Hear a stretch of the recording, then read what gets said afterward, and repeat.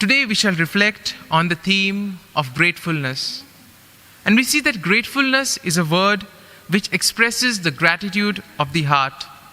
And it's basically a condition wherein one feels thankful for receiving something which a person sometimes does not deserve. And therefore we see it is also a release of loveliness. But sometimes we tend to take it for granted and we forget all about thanking others and being filled with gratitude. Today's gospel also teaches us that when adversity comes, we know who are our true companions and our true friends.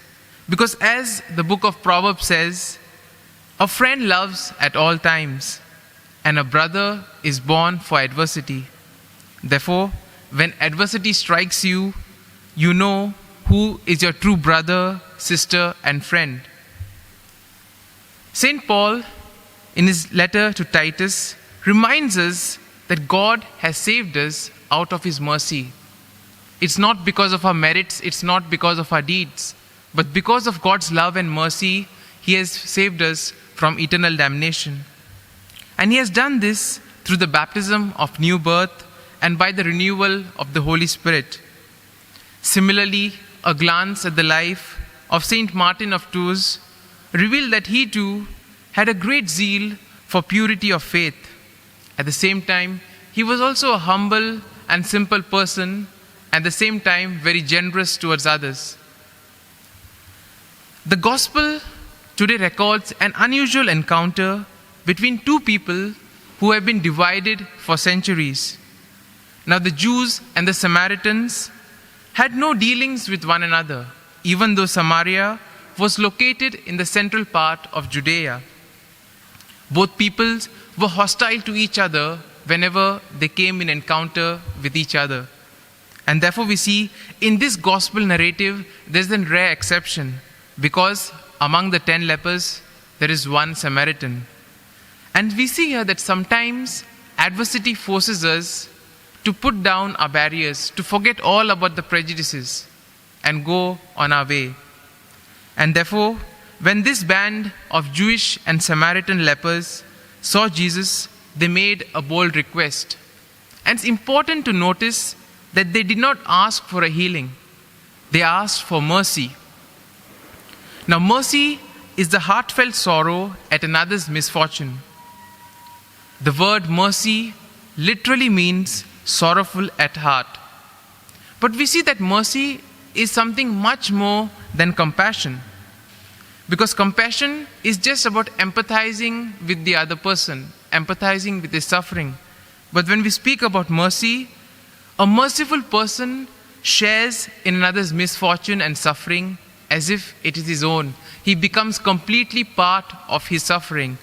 And in this way, a person will do everything in his power to basically dispel the misery of the other person. Now, there are certain elements in today's gospel which are important to note.